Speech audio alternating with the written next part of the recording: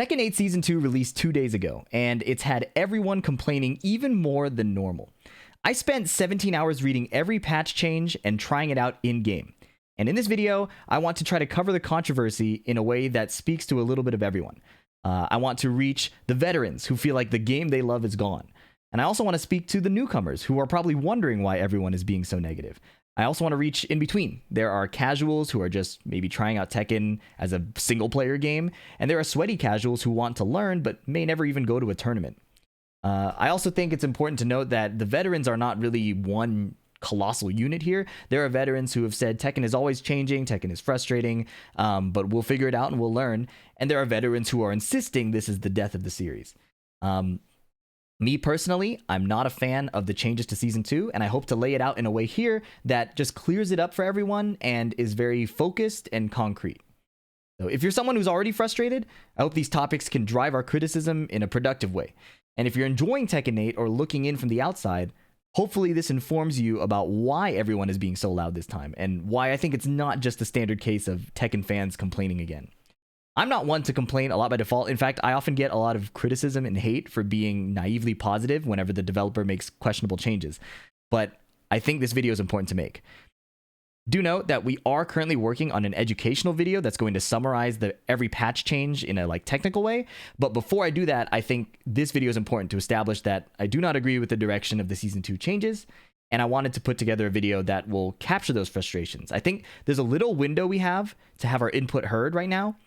And there's a lot of noise. So I want to make sure it's very concrete, specific, and constructive. To do that, I've put together a document of a bunch of my problems with the patch notes, and we'll be going through this. It's not going to cover every change or every character, but I think it's really important to look at. And the notes below are what we'll be talking about. Last disclaimer that's really important. This is not a critique of the balance of the game. Every character, with some exceptions, has benefited a lot from this patch. There are a few people, the Lee mains will definitely tell you that Lee is the worst character in the game now. The Zafina players have been struggling too, and those are valid complaints. But this is not a critique of the balance of the game or complaining that characters are becoming stronger. This is a critique of the design, of what I think makes a fun, engaging, and sustainable game that people constantly want to log into. If it were just about balance, my characters Steve and Lili and Clive got super buffed. So I'm happy on a personal level, but I disagree with it in terms of Tekken. Okay, enough of the disclaimers. Let's get started. The number one reason why I think people are so upset is from these quotes here. This was an Evo trailer, or an interview with the Evo team, and a bit of a trailer before the Season 2 release. And in this interview, Nakatsu, the game director, said, "In terms of strategy, I feel we weren't able to balance the defensive aspects that well. That's why for Season 2, we'd like to focus on defense in terms of the lateral aspects of a 3D fighting game, and the ease of defending when being attacked." So this set a really high bar and expectation for most of the Tekken community, especially the people who've been playing for a long time, and were really frustrated with how Season 1 was so aggressive.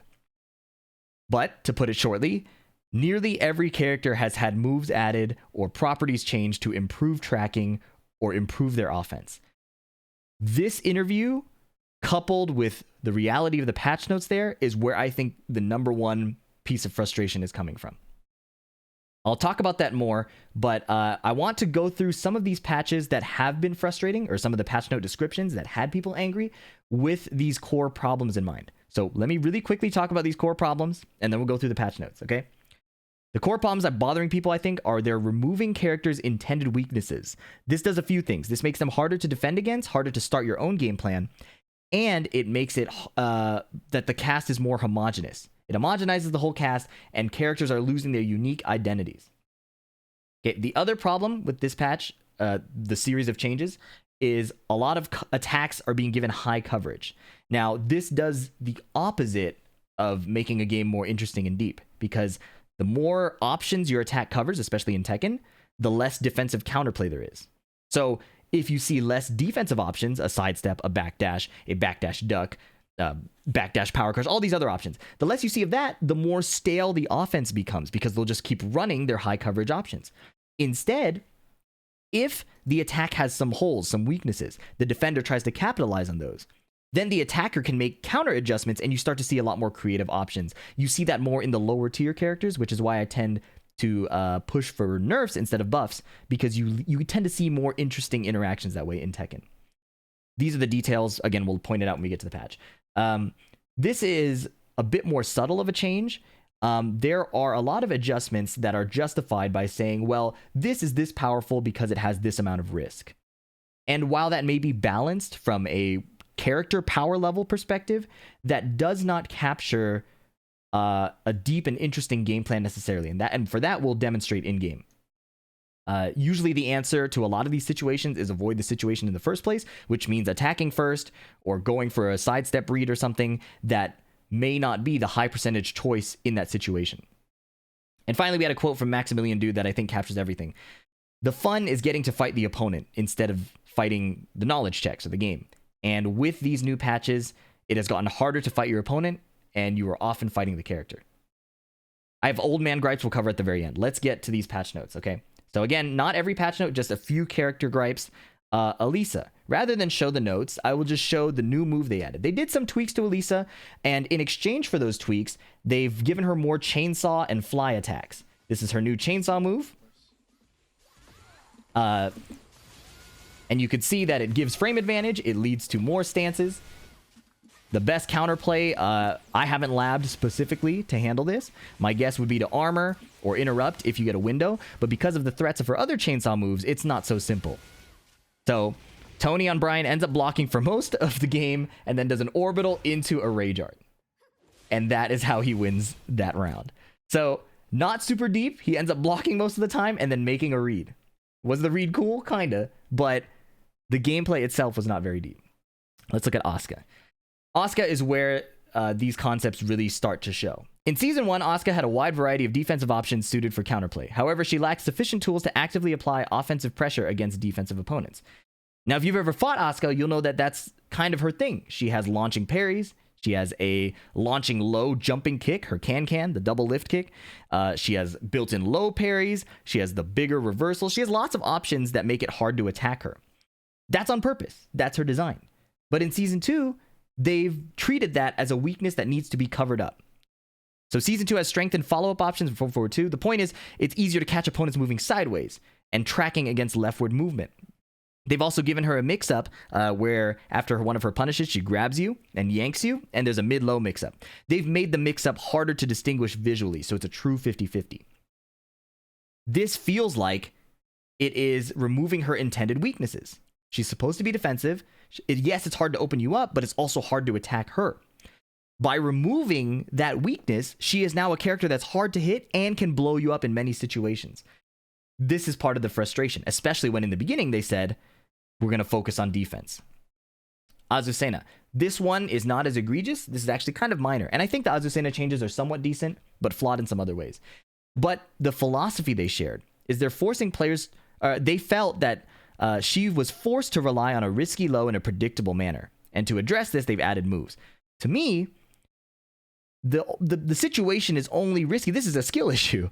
Like the idea of knowing when your opponent is going to stand block, knowing when they want to interrupt it, changing her stance transitions to try and get them to respond. That was supposed to be the fun part of the character. She's dancing around, she's canceling stances and evading and parrying.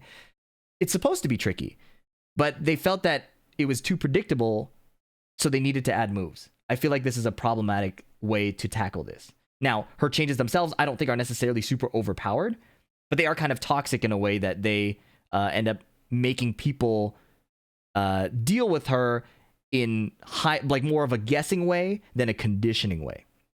Let's go to Bryan. Bryan has had some insane changes this season, and the justification is that he felt practical, or his situations with Snake Eyes felt impractical or difficult to use. So if I go to Ty's Twitter, Ty famously spent today filling out job applications on stream. This is him playing Bryan. In 30 days, I will get in a 17-hour flight to compete in tournament. He has a new hatchet kick, new string, into Heat Smash. And this offense, because he's in Heat, the Snake Eyes isn't expended, so he could do all of these super overpowered moves now. Like, look at what I'm doing. That was a 16-second round of straight offense that is legitimately very difficult to counter. So because he felt impractical or difficult, which is kind of the reason you pick Bryan. He's a bit more technical. He requires defense. He requires like sharp counter hit placement. They've given him more offense. That feels very weird. Dragunov. This change is not as egregious. This one just stood out to me, and it was kind of funny because I feel like you could feel the developer bias in here. Dragunov's strike moves such as QCB2 and QCF4 had exceptionally strong properties. I don't think this was reflected in most of the Dragunov tournament gameplay we've reviewed on this stream. QCF4 for sure, that move was way overrepresented. But QCB2 was a launch punishable hard read with a backswing. Feng Wei does the same thing. Azucena does the same thing. Why did they target Dragunov's specifically and take away the launch? Maybe it's to make it more in line with characters like Azucena's. This felt strange to me and kind of out of touch with what the high-level and mid-level Dragunov players were spamming. Small change. That's like a personal thing that I thought was funny. Eddy. Now, Eddy is a crazy mix-up character. The balancing factor for him is if he can't access his mix-ups, he's not as oppressive, right? He doesn't, like, shut down your options necessarily. He makes you guess for your life. In order to give him better access to those mix-ups, he now has an auto low parry if he has one stack of Mandinga while in his handstand stance. This makes it harder to retaliate. This reduces your options against him. And again, when there's higher coverage, there's less defensive counterplay. Not only does the defender have less fun because they can have less things to do, the Eddy player has less mix-up mind games to apply. It ends up getting boring for both sides. Yes, earlier players will get access to hit people more, but I think this is not very sustainable for the game. Feng Wei. Feng had few moves that could track opponents sidestepping to the left, forcing him to rely on fast, low-risk pokes to maintain pressure. That's kind of Feng's identity. He has a million different pokes. They all hit at different speeds and have different safeties. Some are evasive, some are not. Having a weakness of stepping to the left gave the defender some counterplay. They can choose to probably avoid a mix-up situation, but sacrifice health to the tracking move, allowing Feng to collect more data on your timing, on your offensive plan, while you are sacrificing HP trying to find your window to get in. They didn't like that. To address Feng's weakness against left sidesteps, forward 4 has been adjusted to include tracking against leftward movement. And because they didn't like that he was using fast, low-risk pokes, they've increased the startup speed of QCF1, making it easier to catch opponents and harder to react to. And that's a big change that is also bothering me a lot, is they're bringing mid-low mix-ups into the same speeds so people cannot react to them visually. It's reducing a skill development part of the game where you end up increasing your reaction speed, understanding a character better, learning their trackings, and just having to guess between mid or low at a certain range. This change was very disappointing to me, and even though it may not make Feng ridiculously overpowered or ridiculously weak, it is a change patching out his weaknesses, his designed weaknesses. Heihachi. This one is also egregious to me. He has high execution difficulty and struggles to counter right sidesteps. These are clear weaknesses of the character. In Season 2, they're adding a new move that is more effective against sidestepping opponents. Do you see the pattern here? It's like they don't like sidestepping. It's like they thought that sidestepping was not why people pick up Tekken to play. And that's confusing to me. I think that's why veterans are confused. And if you're a beginning player who's enjoying the game, this has no reason to stop your enjoyment of the game. Okay, I don't want to discourage you if you're having fun.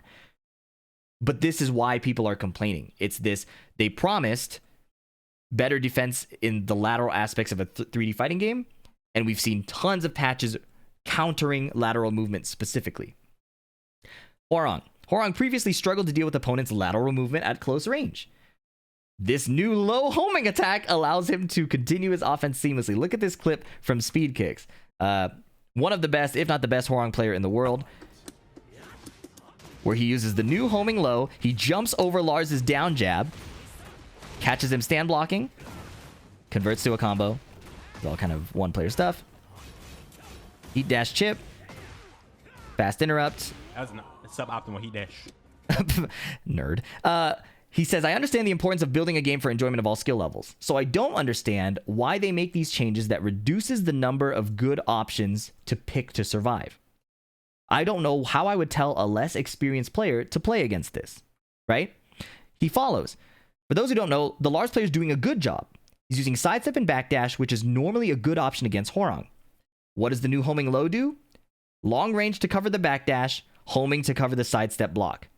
And then the new right flamingo stance 4-3 sticks to the backdash. Look at this next round. Keep that context in mind. The Lars player is doing the right anti-Hwoarang play, but his backdash is being stuck to because of the new moves to counter that weakness. This move.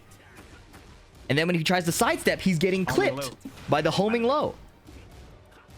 So what used to be an exploitable part of Hwoarang's kit is now being completely covered up. There's less weakness, which means he just has to guess.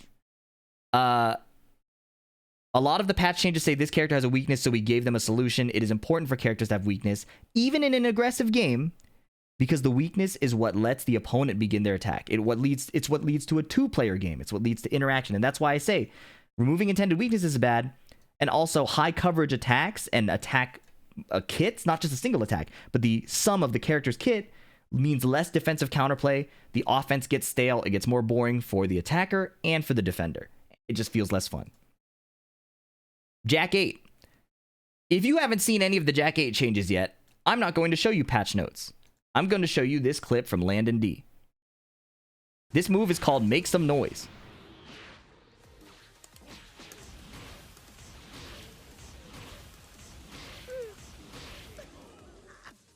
This move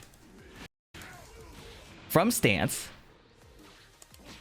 jumps over lows, is mid, and tracks both side steps, and is +8 on block, and does chip damage. The only counterplay, if you're curious, there is counterplay.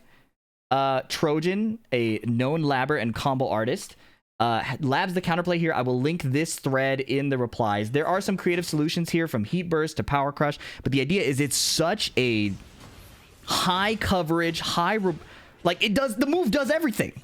It does everything for you, such that your counterplay is very high commitment. And even if you do pick a defensive option like an armor move, Jack doesn't have to clap you.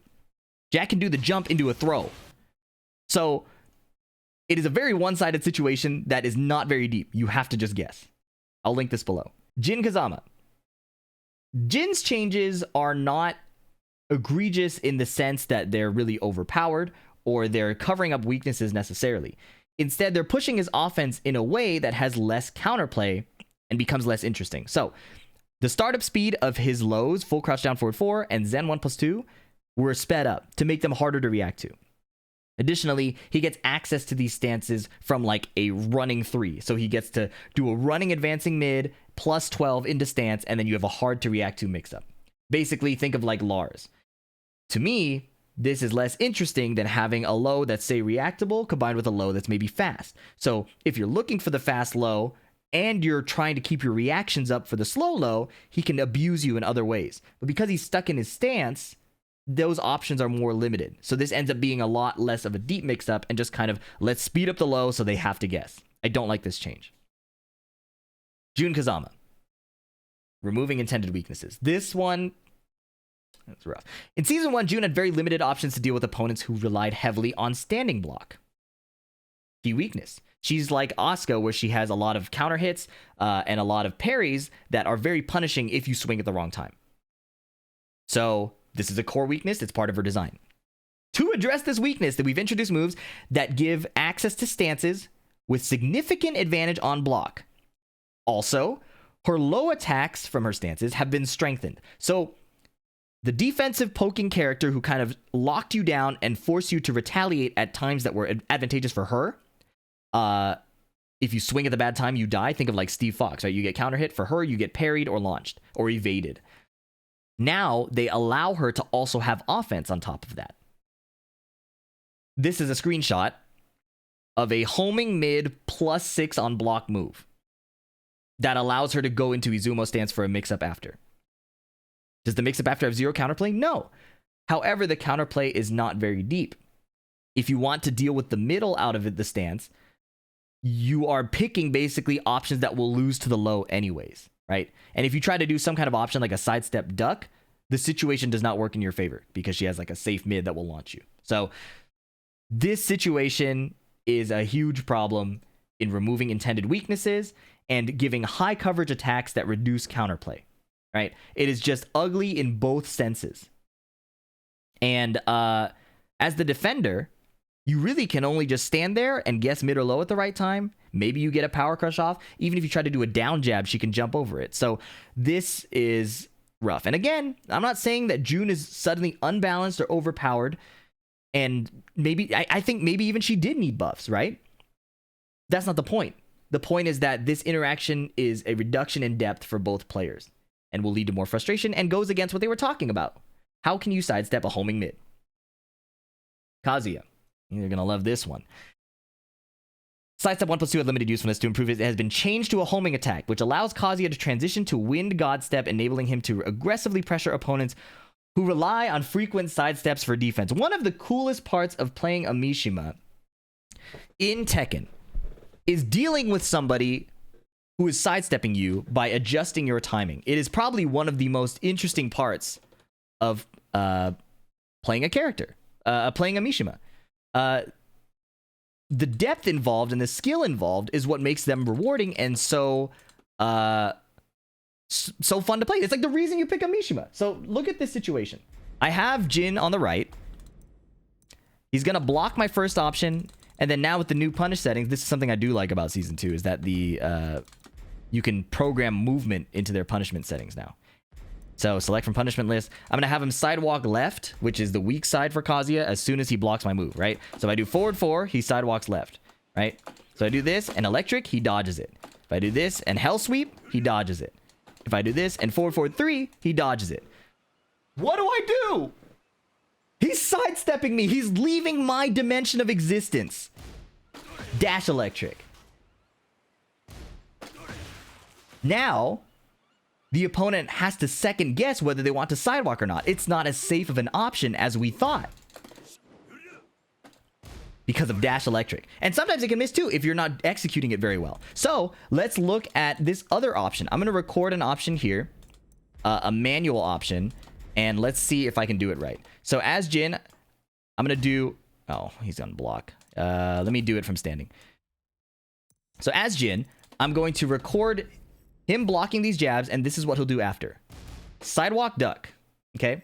This may have not been accurate, so I'll have to test a couple times. But basically, if I do this... Okay, yeah, so I did it wrong. Theoretically, if you do a sidewalk duck at the right timing,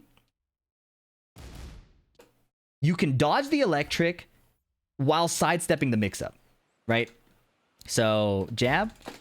Oops. Yeah, so he dodges the electric, and if I try to realign, he ducks it. So this is really cool too. Because now, my option that was going to counter his sidewalk is being defeated by movement. So what do I do against that? Now, Kazuya has even more options, right? He can do an instant while standing 2, if I can execute it, which is a homing mid-launcher, right? It's launch punishable, so it's risky, but it's a hard call out on your opponent's sidestep ducking. You can also realign and forward 3 like this, and if you have the right timing, you can hit them. And that's what makes this so cool. This is what makes Tekken so sick, is you're not just guessing mid or low. You're guessing, is he going to sidewalk? Is he going to sidewalk duck? What is the timing of his duck so I can clip him there? So now, this game has fully expanded because of that weakness to the sidewalk left. That's what makes it cool. What did they add for Kazuya in this game? So we saw the homing attack up here. Here's another one. Up forward 1. Raijin Uraken. New move. What does this move do? This is a homing plus mid. If your opponent does sidestep duck, you hit them. All of the skill involved in timing your dash electric, in timing your while standing 2. Up forward 1. And when he's in heat, it wall splats and restores heat. I would like to remind you at this time, we would like to focus on defense in terms of the lateral aspects of a 3D fighting game. It's not that Tekken fans are just complaining. There was a lot of depth to these key weaknesses, and they've been directly removed enabling him to aggressively pressure opponents who rely on frequent sidesteps for defense. I think you understand the point. King. Who doesn't love King? King is one of my favorite characters. His throws have been modified to function as homing attacks in heat, making them more reliable against sidestepping opponents. Kuma. For hunting stance, a new homing move has been added, allowing for better tracking against sidesteps. There's a pattern. The sidesteps are being directly attacked, and that's why people are so frustrated. So I've hammered on that point a lot. Let's talk about some other things. This is a little bit of a pivot in terms of design, and it's a bit more subtle to describe, but I hope the way I describe it makes sense. Lars. Their design for Lars is they want him to use his stances. However, when opponents adapted and countered these options, is what happens in a fighting game, it became more difficult than expected to use his stances. To fix this, new move, running 1, allows Lars to transition into stance with significant frame advantage. Also, there are other enhancements to get to stance with improved frame advantage. The idea is that you are going to guess when he's in stance. If you haven't seen the changes, let me pull them up. We might as well. We're right here. This is important. I'm going to show Reina for some defensive options. And I'll pick Lars as the bot to show his attacking options. So this design is not necessarily unbalanced, right? It's not necessarily removing intended weaknesses. This is actually playing into Lars' strengths. Where this is a bit dry is because the extra frame advantage reduces your options. It just becomes a lot more lame to defend against. You're out of options. You just have to guess. The Lars player also gets to do less. This is now plus 11. The reason that's relevant is because now Dynamic Entry 2 will beat Rage Arts. So if I record Lars doing this into this, I will not be able to Rage Art in time because of the extra 2 frames they gave me. Right? I got counter hit for trying to Rage Art. See that? Why does that matter? Well, now Lars is going to do this sweep, and sure, it's a launch punishable low, so he should get some reward. But doesn't that make the situation a lot more lame than, say, if he is able to, let me control Lars, say he's able to attack me with that low, and what if they gave him a way to cancel the stance?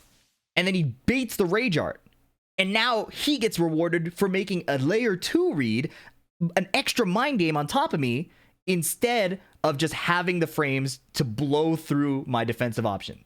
Right?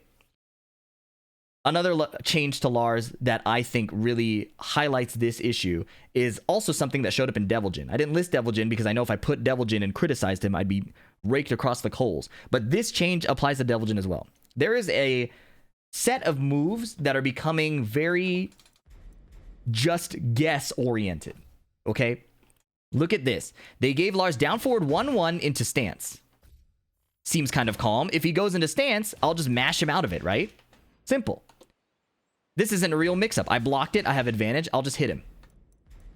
If you're curious too, he can't do any evasive options out of that. So to beat that, they gave him 1-1, down forward 1-1-3. Okay. Of 3-hit string, it looks a little slow. I can't jab out of it. I can't sidestep left. I can't sidestep right.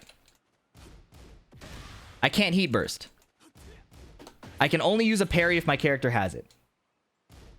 It's a safe mid.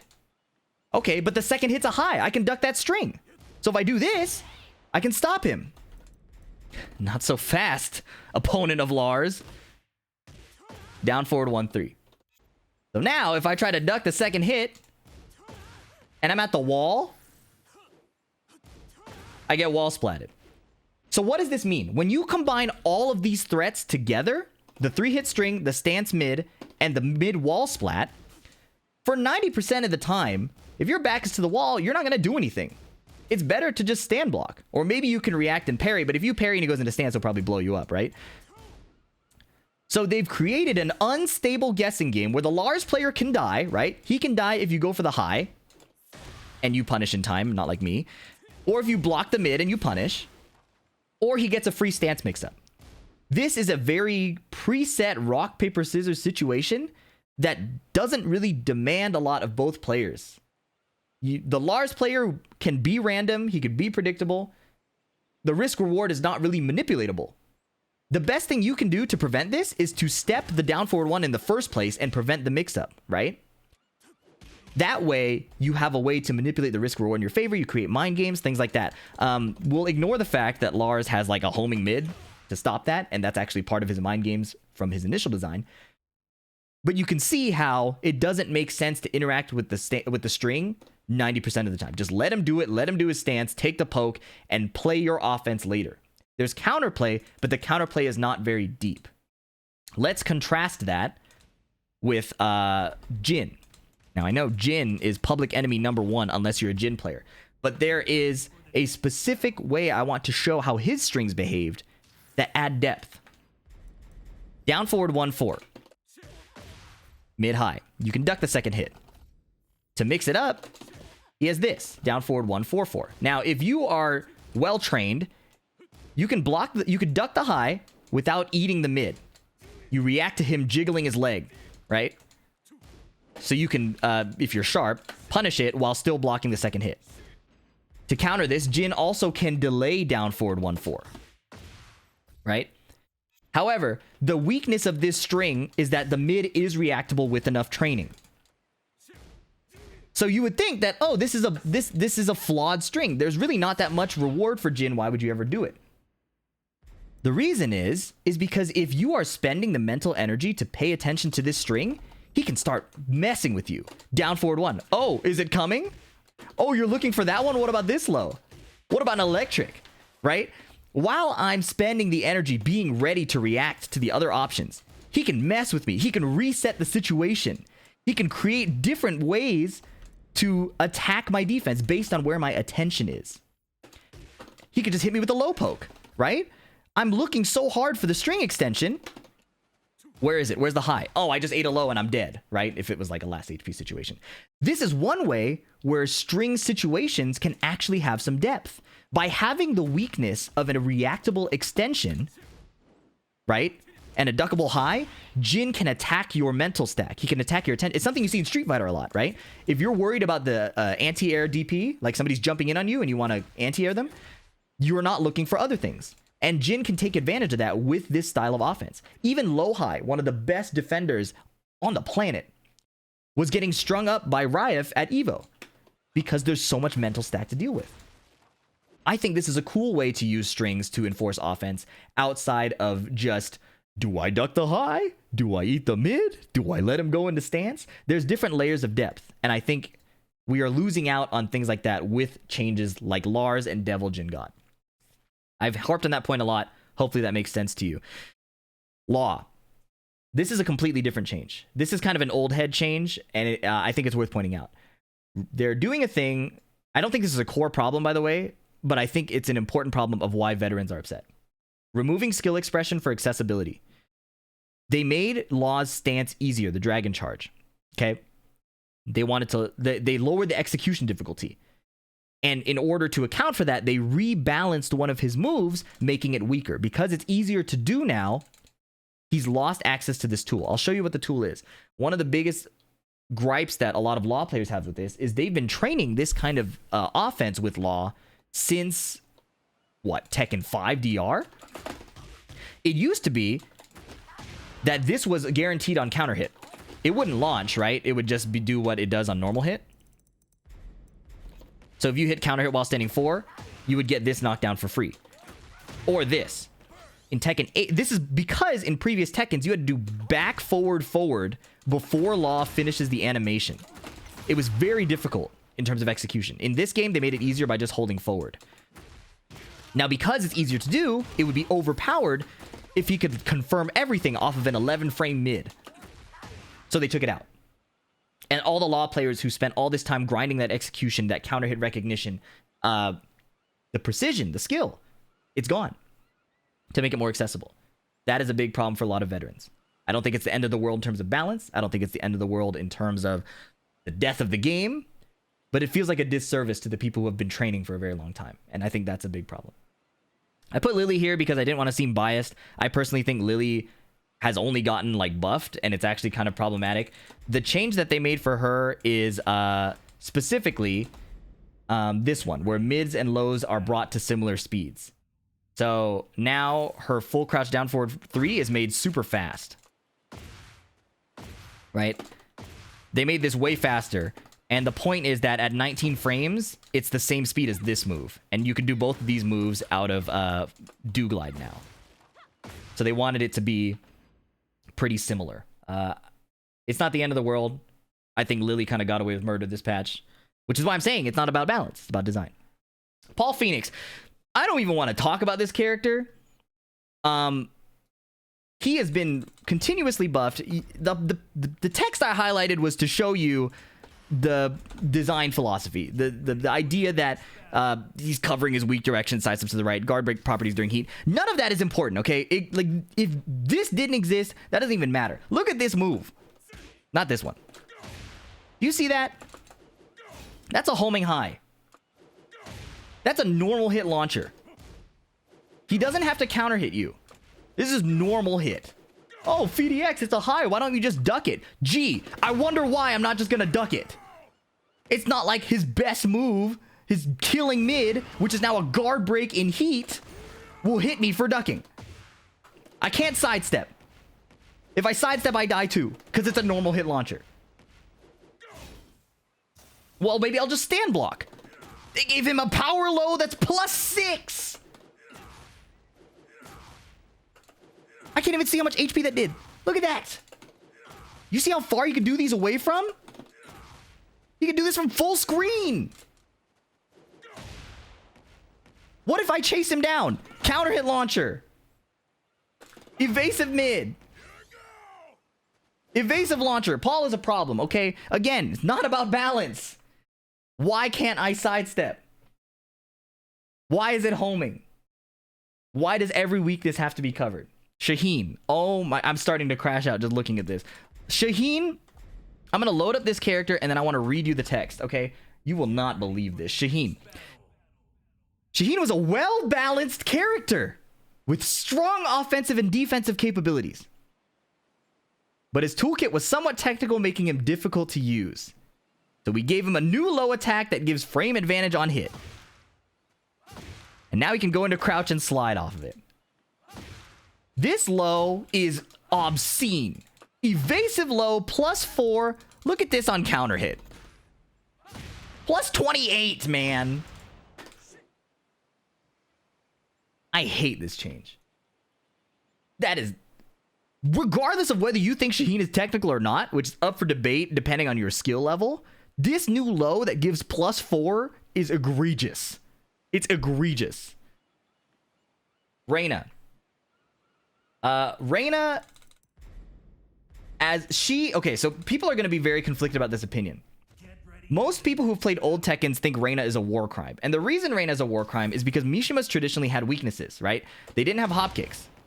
They didn't really have, like, a down forward 2, right? Aside from Devil Jin, like, a Demon Paw wasn't a thing for Kazuya. So getting in with your mids was kind of a big deal. It's kind of annoying that if you, like, hell sweep somebody and then they have to, like, you know, like, you feel like you're guessing when they wake up. So instead, they gave her a homing high that kind of, you know, stops the whole, like, sidestep ducking thing, or, like, trying to like, or, like, sidewalk to the left, you know? Sidestep duck obviously works. But you can't sidestep duck against this move. So the Reina in general feels like she was built to answer the Mishima players' complaints over the past 20 years. But her redeeming factor was that her lows were risky. Risky low, and then low reward low that's kind of slow. It can get high counter hit, right? That's her key weakness. That's her exploit point. You can stand block a lot against her and try to make her kill herself with her lows while you try to find a timing, because there's simply no way you are outpacing the 12-frame mid that goes into a free mix-up and has a counter hit confirm, right? She has an electric. What did we do for Reina? Expanding Reina's offensive options in neutral with a new low. Changing her heat smash into a heat timer move, allowing her to break through the opponent's standing guard more effectively during heat. This low is evasive and gives a counter hit confirm. If she's in heat, this low was her heat smash. I think she could do it 3 times. For 40 damage. in rage. A little bit less. They've patched out her weakness.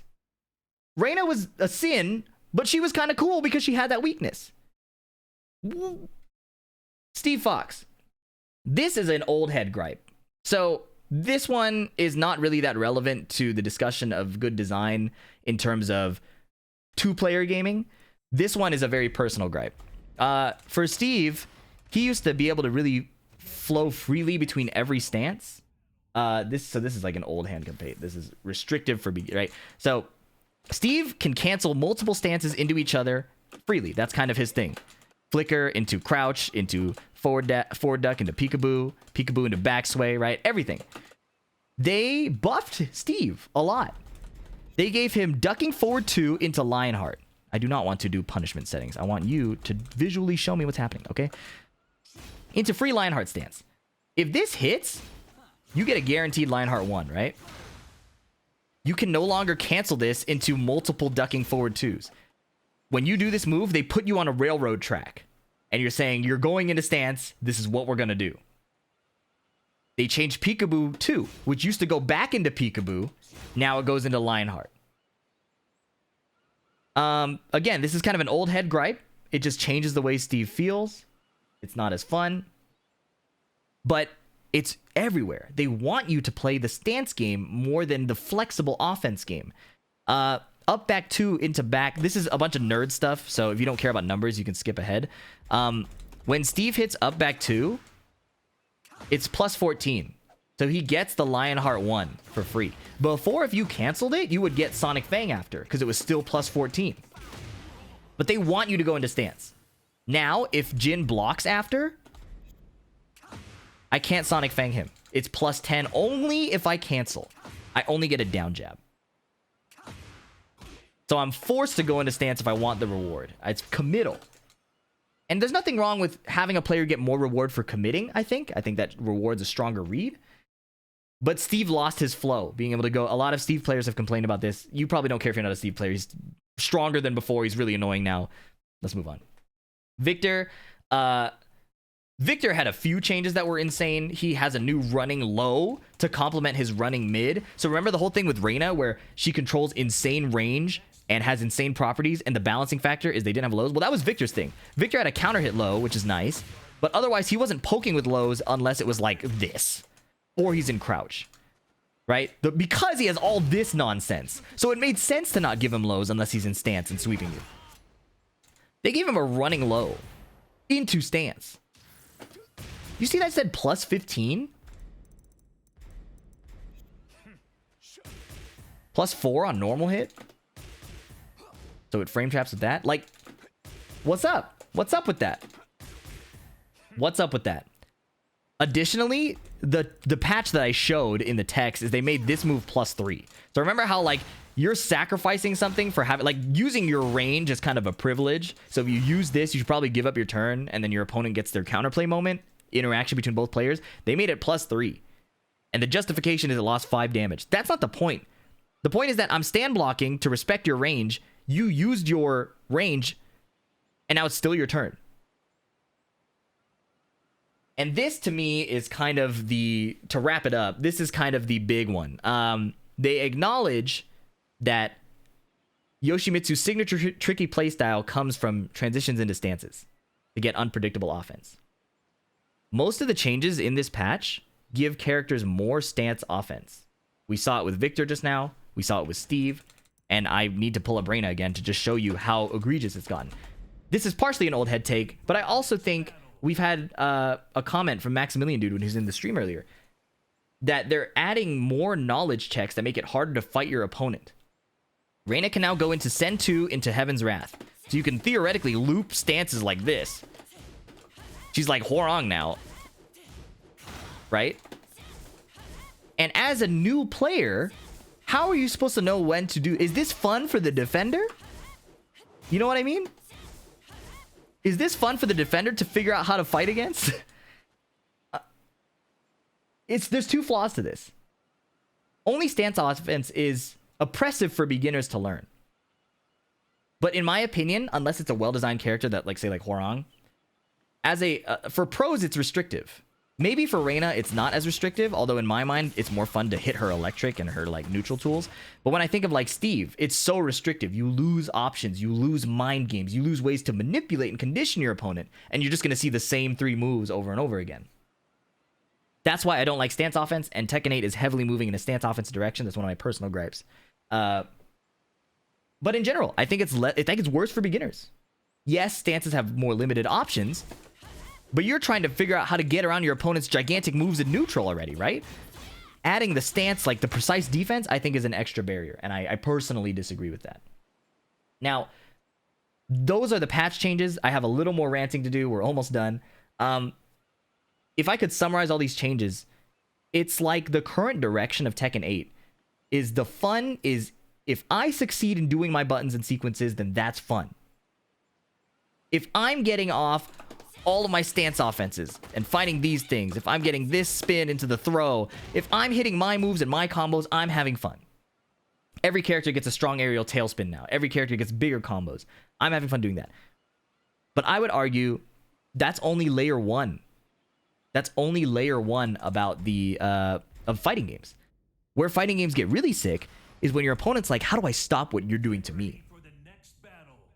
And I feel like that's a lost component in the design part of the game. They've completely let go of the experience of I'm defending, how do I stop my opponent from doing what they're doing so I can do what I want to do?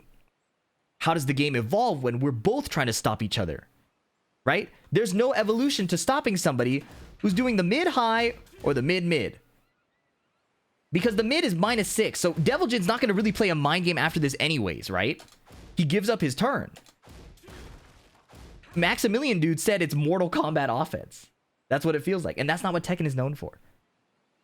And as much as I think people have criticized Tekken for why is it not like this? In Virtua Fighter, sidestepping is clear. In Soul Calibur, 8-way movement is clear. Or like very fluid. And I full respect to those games and franchises. I personally play Tekken because I like Tekken. I like what Tekken does. I like how there's so many options. I like how the movement space is fluid. I like how the huge move lists and huge options all interact with each other. I like getting faster and improving. And call me crazy, but I do think there are beginners who enjoyed that experience too. If you boot up an older Tekken, yeah, you might not be doing crazy insane combos, but you're still fighting another dude and it could be really fun. Like the big hits, whatever, maybe you get less of those, but that gives you a clear path to improvement as well. I don't want to project too much, but that's my impression, is that I think Tekken was great for being Tekken, and there are changes happening that are really diluting it in a way that, to me, is a little scary. Because we're losing depth for pros, we're increasing frustration for beginners, and the game is just becoming very flashy with not a lot of substance. I want to leave on a positive note. There were some system changes that I think do deserve credit. We talked about the new sidestep mechanics, the input buffering at the start of rounds, throw breaking with separate buttons, having their timings more lenient. Previously, if you were 1 frame off trying to hit 1+2 at the same time, your throw won't break. You'll get a 1 or a 2 break. In previous Tekkens, that wasn't the case. So they brought that back so that you don't have to bind a button. I like these changes. I like that I was critical of this at first, but the whole UI of whether you're hitting a counter hit or a punish, I think the counter hit one is a little flawed, to be honest, because there are 3-hit strings and you can counter hit confirm that way. But in general, I think the clarity of showing when somebody got a punish is huge. I think that's a big deal. I said it was all positive. There's one change I really hate here. Now, if you hit a move that can be back roll teched, it automatically back roll techs for you. And I think this is a very flawed thing for multiple reasons. That's a counter hit. We can't do it on counter hit. This now happens automatically. This removes the depth of the ground game in Tekken, where you can stay down to timer scam, change the Okazemi, bait your opponent into running into you and doing something dumb, you know? That's gone. And I think that's kind of a big deal. Yes, good players were probably back roll teching most of the time, but there are it's not that much to ask somebody to see them get hit and hold back, you know?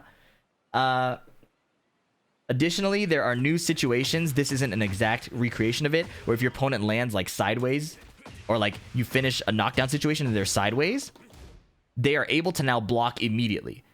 King, most notably, suffers from this, but they are reducing the depth and getting up from the down state.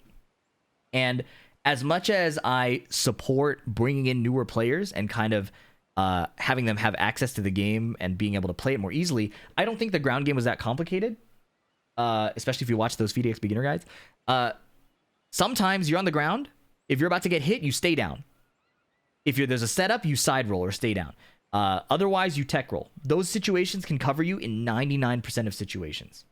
But now they're removing a lot of the skill expression of people who took the time to lab these setups and create these setups and kind of, again, find new creative offense that we haven't seen before. If we're having trouble with stale gameplay, removing options just doesn't seem like the move. So I've been talking for a while. This is a really long rant. I appreciate you sticking around with it. Season 2, is it doomed? It depends on your type of fun. There are some people who have fun playing like Kusoge style games, like or even like think of the new Dragon Ball FighterZ patch. Every character is strong. If you like your character and doing what your character will do, that will be fun for you. So if you're a newer player trying to get into Tekken, you don't have to be turned off by this. If it's something you enjoy personally, there's no shame in that. But for a lot of legacy players, we were looking forward to the defensive lateral aspects of a 3D fighting game. And most of the patch notes directly spat in the face of that. So, that's all I have to say. For the people who think that all I do is glaze Tekken, this is a full critical video. For people who have seen me for the first time and you think I'm being overly negative, I'm actually 99% of the time trying to be educational and positive. So I hope this video was enjoyable to everybody, regardless of where you stand. I hope Season 2 gets improved. We have a month until the Tekken World Tour in May. I don't know if they'll roll back the changes. I don't know if they'll just make adjustments. But I hope changes are made, and I hope we get to keep enjoying Tekken for a long time. Thanks so much for watching. Catch you in the next one. Peace.